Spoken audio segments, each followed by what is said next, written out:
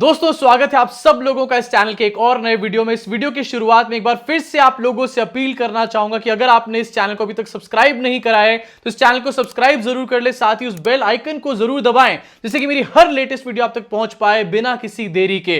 तो शुरुआत करना चाहता हूं और शुरुआत में आपसे एक सवाल पूछना चाहता हूं। सवाल मेरा सिंपल सा ये है कि आपको नहीं लगता कि जो संघी लोग होते हैं लगातार हमारे देश की नाक कटाने में ही लगे रहते हैं? यार मेरे हिसाब से तो रोज संघी कुछ ना कुछ ऐसा काम करते हैं जिसकी वजह से हमारी देश की नाक फिर से और ज्यादा कट जाती है, हमारे देश का जो सर है वो और ज्यादा झुक जाता है। 2 दिन पहले मैंने आपको एक खबर बताई थी जहां पर बताया था कि क्लॉडिया वेब जो एक यूके की एमपी है उन्होंने ट्वीट किया था और ट्वीट करके बीजेपी को और संघियों को लपेटने का काम किया था। ट्वीट में उन्होंने कहा था कि बीजेपी के लोग हमारे देश में किसानों को मारने पीटने का काम करते हैं और यह चीज रोक दी जानी चाहिए। पूरा वर्ल्ड इन लोगों को देख रहा है। इसके बाद संघी पूरी तरीके से इस ट्वीट में निपट चुके थे। संघियों ने पूरी तरीके से यहां पर हमारे देश की नाक कटवा दी। 2 दिन नहीं बीते इस बात को और फिर से संघियों ने एक ऐसी हरकत करी है जिसकी वजह से हमारे देश के ऊपर इस टाइम पर थू थू हो रही है। आपको बिना किसी देरी के दिखाना चाहूंगा आपकी स्क्रीन के ऊपर अमेरिका के एक बहुत बड़े जर्नलिस्ट हैं, बहुत बड़े कॉरेस्पॉन्डेंट हैं जिनका नाम है सीजे वर्लेमैन। इनका जरा एक बार ट्विटर पे प्रोफाइल देख लीजिए। बहुत बड़े जर्नलिस्ट हैं ये। इन्होंने एक ट्वीट किया है जिसकी वजह से हमारे देश के ऊपर इस टाइम पर थू थू हो रही है। ट्वीट क्या है जरा देखिए अपनी स्क्रीन के ऊपर। ट्वीट में इन्होंने एक वीडियो डाली है, साथ ही इस वीडियो के साथ इन्होंने कुछ टेक्स्ट लिखा है। टेक्स्ट में क्या लिखा है एक बार जरा देखिए। Shocking, a mob of Hindutva fascist gather outside a young Muslim boys home and then viciously assault him. Why? Because the boy shared a Diwali meme on WhatsApp. These lynchings are now daily occurrence in Modi's India. Modi's new India. भक्तों, अगर तुम्हारे को कहीं से भी लगता है कि मोदी जी ने हमारे देश का नाम रोशन कर दिया ना, तो क्या घंटा रोशन करा है? जरा देख लो अपनी स्क्रीन के ऊपर सच्चाई क्या है और जरा सोचिए। ये वीडियो शेयर करी जा रही है जहां पर हमारे देश की मीडिया को ये बातें करनी चाहिए। इंटरनेशनल मीडिया हमारे को इस चीज के बारे में अवेयर करा। ये ठीक वैसा ही है जैसे 3-4 दिन पहले अरुणाचल में चाइना अंदर घुसकर आके गांव बना रहा है। इसकी जानकारी हमारे को पेंटागन ने देने का काम किया था, हमारे देश की सरकार ने नहीं बताया था। उसी तरीके से बाहर के जर्नलिस्ट हमारे को यह बता रहे हैं कि आखिरकार हमारे देश में मुसलमानों को किस तरीके से दबाया जा रहा है। एक वीडियो डाली गई है और वीडियो में साफ ये दिखाया गया कि किस तरीके से एक मुसलमान लड़के को असॉल्ट किया जाता है क्योंकि उसने दिवाली का एक मीम शेयर किया था। क्या यह एक रीजन हो सकता है किसी को असॉल्ट करने के लिए, किसी को मारने पीटने के लिए? सबसे पहले इस वीडियो को देखिए, उसके बाद आपको बताऊंगा कि इस कहानी में एक और बहुत बड़ा ट्विस्ट आता है। क्या है वो ट्विस्ट, जरा पहले वीडियो देखिए।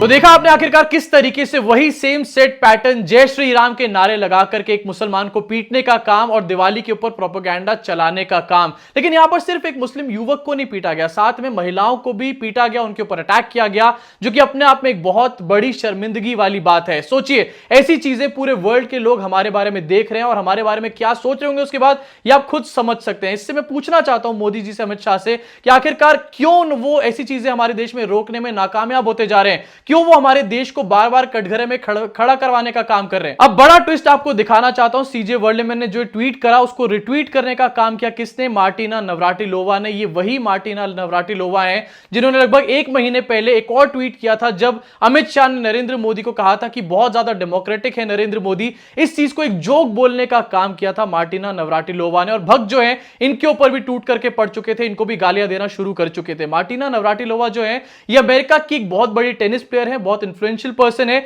इन्होंने इस ट्वीट को भी रिट्वीट करते हुए लिखा है दिस मस्ट स्टॉप। पूरे वर्ल्ड के लोग हमारी किस तरीके से थू थू कर रहे हैं, किस तरीके से ये जो संघी अंधभक्त है हमारी नाक कटाने का काम कर रहे हैं, ये हमारे को साफ साफ यहां पर नजर आता है। और दोस्तों कमाल की बात पता है क्या है? कमाल की बात यह कि ये जितने भी लोग हैं जो कि एक मुसलमान लड़के को पीटने का काम कर रहे थे, इनमें से एक के ऊपर भी यूएपीए नहीं लगाया जाएगा। यूएपीए उन्हीं के ऊपर लगाया जाता है जो हमारे देश में सच को उजागर करने का काम करते हैं, जैसे कि वो 100 लोग जिन्होंने त्रिपुरा के बारे में लोगों को अवेयर करने का काम किया। 102 लोग जिनके ऊपर अगले ही दिन यूएपीए ठोक दिया गया। इनके ऊपर यूएपीए ना वो कभी भी नहीं होने वाला। अब जहां एक तरफ ये जो संघी है वो देश की नाक कटवाने में जुटे हुए हैं, सुबह दोपहर रात मेहनत कर रहे हैं हमारे देश को किस तरीके से हमारे देश का सर नीचे हो जाए इसमें, वहीं दूसरी तरफ आपको बताना चाहता हूं कि आखिरकार इन संघियों को इन रिटर्न क्या मिल रहा है। इन रिटर्न इन संघियों को मिल रहे हैं पद्मश्री जैसे अवार्ड। जी हां, आपको दिखाना चाहूंगा आपकी स्क्रीन के ऊपर कंगना रनौत, जो कि एक बहुत बड़ी संघीय अंधभक्त है, जिन्होंने हर जगह कीचड़ फैलाने का काम किया, उनको कल पद्मश्री मिला है, जो कि अपने आप में बहुत बड़ा अवार्ड है हमारे देश के अंदर।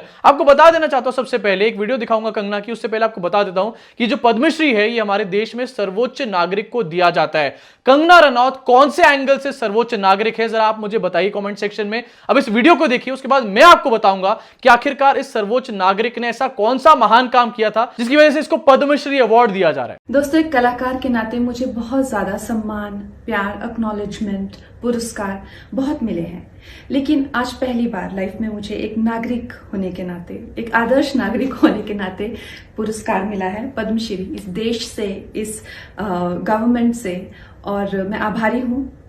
जब मैंने अपना करियर शुरू किया था छोटी उम्र में, तो काफी लंबे समय तक मुझे सफलता नहीं मिली। 8-10 सालों बाद जब मुझे सफलता मिली तो मैंने उस सफलता का मजा न लेते हुए जिन चीजों पे काम करना शुरू किया, कई तरह के जो फेयरनेस प्रोडक्ट्स हैं उनको मना किया, उनका बहिष्कार किया, आइटम नंबर्स का बहिष्कार किया, बड़े बड़े हीरो की फिल्मों में, बड़े बड़े प्रोडक्शन हाउसेस में काम करने से मना कर दिया, बहुत ज्यादा दुश्मन भी बनाए, पैसे से ज्यादा दुश्मन बनाए।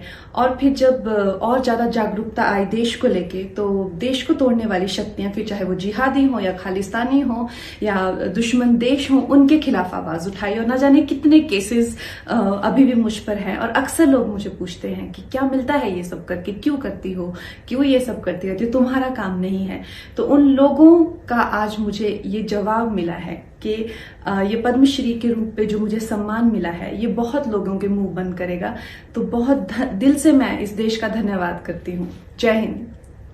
अब कंगना रनौत अपने इस वीडियो में कहती है कि बहुत सारे लोगों का मुंह उन्होंने बंद कर दिया और बहुत बड़ी बड़ी बातें करी जाती हैं इस वीडियो के अंदर, लेकिन बताना चाहूंगा आप लोगों को कि कंगना रनौत का मुंह कहां बंद हुआ है, कहीं बंद नहीं हुआ। जहां पर कंगना रनौत को अवार्ड दिया गया, उसी के साथ साथ करण जौहर को भी अवार्ड दिया गया, वो करण जौहर जो कंगना रनौत के सबसे बड़े दुश्मन है। तो भाई इससे यह साफ हो जाता है कि कंगना रनौत को तो अवार्ड मिला ही है, लेकिन साथ ही साथ करण जौहर को भी मिला, और यह बात कंगना रनौत के मुंह पर एक बहुत बड़ा और घना तमाचा है। अब मैं आपकी स्क्रीन पर रखना चाहता हूं कि आखिरकार कंगना रनौत ने ऐसा कौन सा महान काम किया था जिसकी वजह से उनको यह अवार्ड मिला है, सर्वोच्च नागरिक माय फूड। जरा देखिए आखिरकार किस तरीके की नागरिक है कंगना रनौत। अपनी स्क्रीन के ऊपर कुछ खबरें निकालकर आपके सामने लेकर आया हूं, जो आपको शायद फिर से एक बार याद दिलाएगा कि कंगना रनौत ने कहां कहां टट्टी बिखेरने का काम किया था। जरा देखो स्क्रीन के ऊपर विवादित बयान, कंगना ने दीदी पर की अभद्र टिप्पणी, जावेद, शबाना और ममता की मुलाकात पर साधा निशाना। ममता बनर्जी पे कैसी ओछी ओछी बातें करी थी, आपको अच्छे से याद होगा। उसके बाद जरा देखिए एक और अपनी स्क्रीन के ऊपर, मुंबई को बताया गया पीओके, महाराष्ट्र सरकार को दी खुली चुनौती,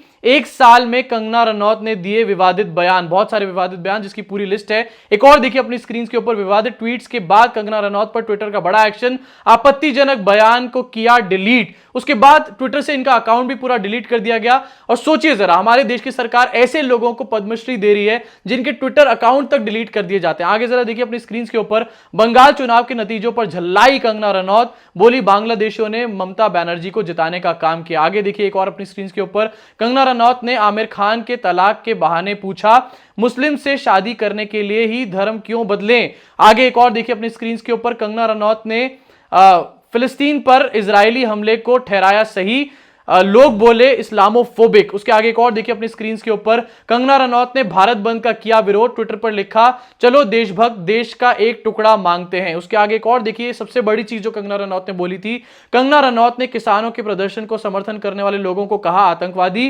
बोली जेल भेज दो इन लोगों को। ऐसा नागरिक क्या देश का सर्वोच्च नागरिक हो सकता है जो हमारे देश के किसानों को आतंकवादी बुलाने का काम कर रहा है, जो महिलाओं के ऊपर लांछन उल्टे सीधे बातें बोलने का काम कर रहा है। लेकिन नहीं, हमारे देश की सरकार को ऐसा लगता है कि यही सर्वोच्च नागरिक है, इसलिए उठाकर इनको पद्मश्री देने का काम कर दिया। इसी के साथ एक बड़ा नाम सामने आया इन अवार्ड्स में, जो कि था अदनान सामी का नाम। सोचिए 2 साल पहले अदनान सामी को इंडियन सिटीजनशिप ग्रांट कर दी जाती है। पहले पाकिस्तान के सिटीजन थे, 2 साल बाद उनको पद्मश्री भी दिया जाता है। पूछना चाहता हूं भक्तों से कि आखिरकार कौन से चूहे के बिल में तुम लोग जाकर दुबक चुके हो, आखिरकार इस चीज के ऊपर तुम्हारा एक भी बयान निकल कर क्यों नहीं आता। साथ ही आपको बताना चाहता हूं कि इन अवार्ड्स के ऊपर इस टाइम पर एक बहुत बड़ा प्रोपेगेंडा चल रहा है। भाई हर हर चीज के ऊपर प्रोपेगेंडा चलाने का काम करते हैं। थकते क्यों नहीं है ये लोग? अब थकने से याद आया, कौन चला रहा है प्रोपेगेंडा, जरा देखिए अपनी स्क्रीन के ऊपर। रूबिका लियाकत। बहुत सारी फोटोज है, सेम फोटोज है, जिनको सब लोग मिलकर रिट्वीट करने का या फिर सेम कॉपी पेस्ट करने का काम कर रहे हैं। रूबिका लियाकत के ट्वीट को देखिए, कुछ तस्वीरें